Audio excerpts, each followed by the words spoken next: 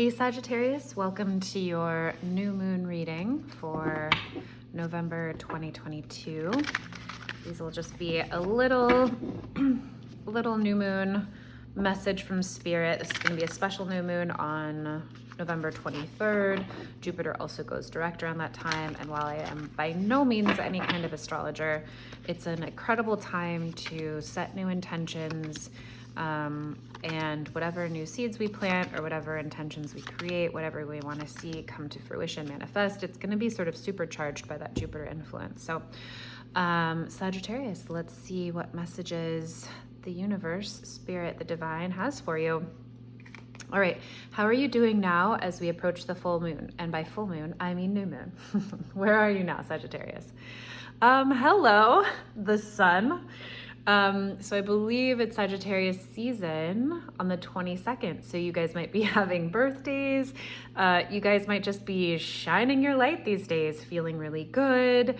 I mean, the sun is the happiest card in the tarot deck. It's feeling happy, but not happy just in a superficial sense. It's your ability to shine who you really are from a place of total vulnerability, to be seen, to be accepted, to be seen for who you really are, to be expressed who you really are in the world, and to be celebrated for who you really are, right? That's like a whole different level of happiness than just like a little happy, right? This is like happy with a capital H.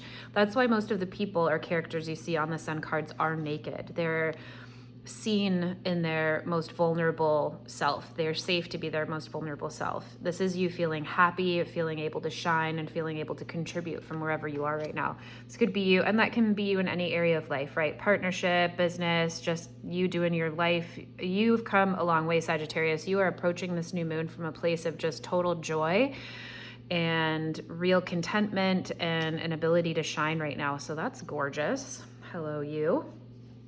Okay, Sagittarius, what have you accomplished since the full moon? What are you really ready to release and make space for as we approach the new moon? Ah, gorgeous. You have faced down some serious fears of yours. So this is the 9 of Swords in reverse. You are totally ready and already have, Sagittarius, that's very clear, released anxiety, I want to say nightmares. You really are ready to put to bed and like let go of anything that's not serving you, including like belief systems, things that you have let get to you in your mind. This is just letting go of all fear. You're like, I'm totally ready to let go of so many anxieties, ways that I haven't felt good about myself, ways that I've held myself back before. That's just so clear. You're like, yeah, I'm ready. There's a whole bunch of new space where a whole bunch of fear was before. What are you really ready for, excited to call in this new moon? The 10 of Swords in reverse. Wow. So you are ready to like take the next step. Like not only are you ready and have you released a lot of anxiety from the past, you're ready to like face coming out of any and every way you have felt betrayed, that you have felt not good enough, that you have thought terrible thoughts about yourself, that you have felt stabbed in the back by other people. You are ready to really excavate anything that isn't serving you or helping you feel your greatest happiness. And this can make a lot of sense here too. Like sometimes when the sun is shining really bright, it shows us the biggest shadows, right? Sometimes we're not able to really excavate or do the deep healing work or address things that were really hard for us before because we've been dealing with current trauma, or not even trauma, we've been dealing with current life, or we've been dealing with a really exciting new time of life. And this just seems like, Sagittarius, you are in such a beautiful place here that you are ready to tend to some of the deepest levels of who you are and really like take out anything that isn't serving you in such a deep level to set you up for like a massive new you coming forward. That's really beautiful. Okay, what is the advice here? What's the next step that you can like actually take moving forward towards that goal? Oh, hello, the devil. Ooh, okay, so two gorgeous things coming at you. So the first is to really face whatever habits, people, places, things, ways that you self-sabotage or that are holding you back. So the devil can be ways that we are just sort of a slave to things that don't serve us, right? This could be a bad habit that's obvious, like smoking or drinking or going out with that person that you know puts you down all the time, or golden handcuffs, right? Working in a job that pays you really well but leaves you no time for yourself and absolutely is like really detrimental to your mental mental health, emotional health, right? The how here is like facing all of that and putting up boundaries. Even if it's not letting go of that relationship, seeing if you can put in better boundaries. Even if it's not quitting that job tomorrow, saying, look, I need to take X, Y, and Z weekends off to be with my family, like whatever it is, right? Facing it and putting in boundaries. But the other way that the devil can really show up is being the fiercest advocate for what we want to get done in the world, which can sometimes come at the cost of relationships, or sometimes there's a cost. But the devil can speak to massive gains in the physical material world. So you don't want that to message to be like, okay, you're just ready to go out and get yours. But there's a little bit of that feeling here that says, hey, quit and put and set very clear boundaries to what's not working here. But also this can say, I'm ready to really step forward and cultivate what I want in my life. And I'm ready to not let anyone take that from me. And I'm ready to scale great heights to get that. Like the devil is the goat, right? Capricorn, the goat. Have you ever seen, I've actually seen a mountain goat scale a cliff wall, right? It was in what's that deepest canyon? Hell's Canyon. It's like massive vertical walls of stone. And this huge, like it's a feat of nature to watch them do it. And so the message is there's nothing that you can't accomplish if you want it badly enough. Don't let the cost be your health, your relationships, right? It's a tricky balance, but there's two messages that are very clear coming with this message for you, Sagittarius. It's one, cut out stuff that isn't serving you, stop whatever it is. But two, go out and let it be okay for you to really advocate for yourself in ways that you want and might not have let yourself get before. Okay, what is going to help you? What's going to be like a big help for you this month? Ooh, Sagittarius, not letting your feelings get the best of you. Not being a whiny bitch. I'm sorry if that offends anyone. Sometimes I swear on this channel, I just do. So if that's not your cup of tea, then you're probably just gonna want to find a different tarot reader.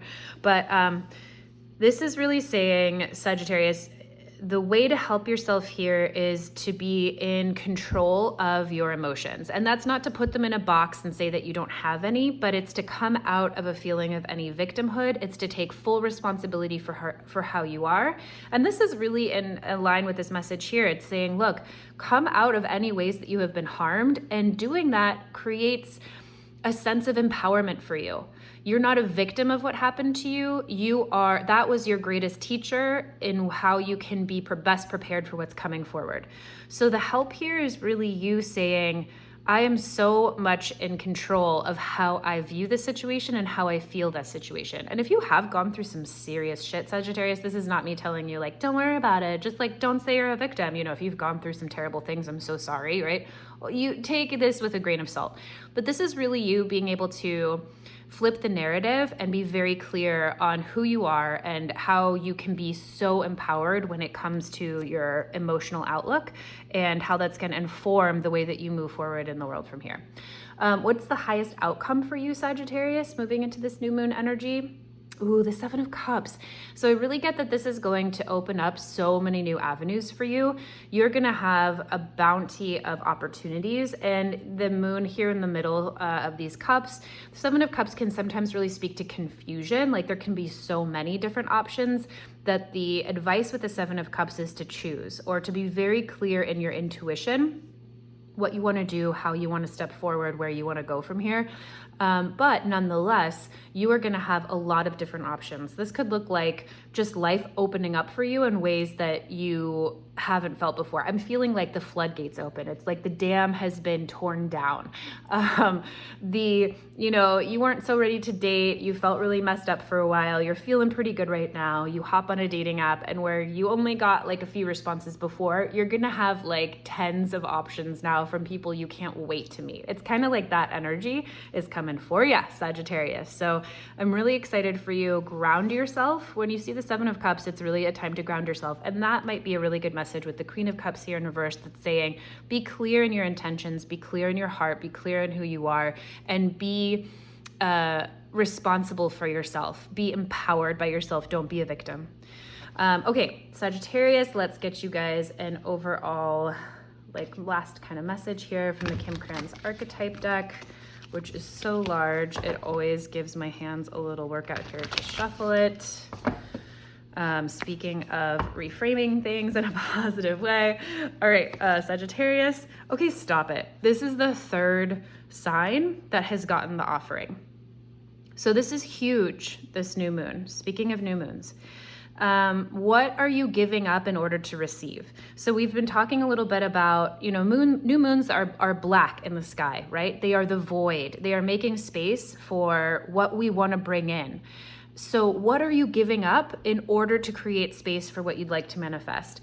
And this card really has both. Here's this black void, here's the offering, here's the giving something of yourself, whether it's your fears, whether it's old beliefs, whether it's symbolically, it's actually physically something you give up, Sagittarius, which is actually kind of evident in your reading, smoking, a relationship, if you want to make like a financial offering somewhere, whatever feels best to you. There's something here that's so important that you are going to engage in, the giving up of something in order to create this gorgeous space. And look what's coming in, new life, inspiration here, something in a very grounded way. This could even be money, wealth here, and you don't quite know what it is. This is going to be a real act of faith. Whenever we see the moon, it's a time to just trust that we are in a space that is dark, made of shadows, that is made up of our intuition, that is made up of a real spirit-led journey, and it's not up to us to be able to see everything very clearly and to trust the process.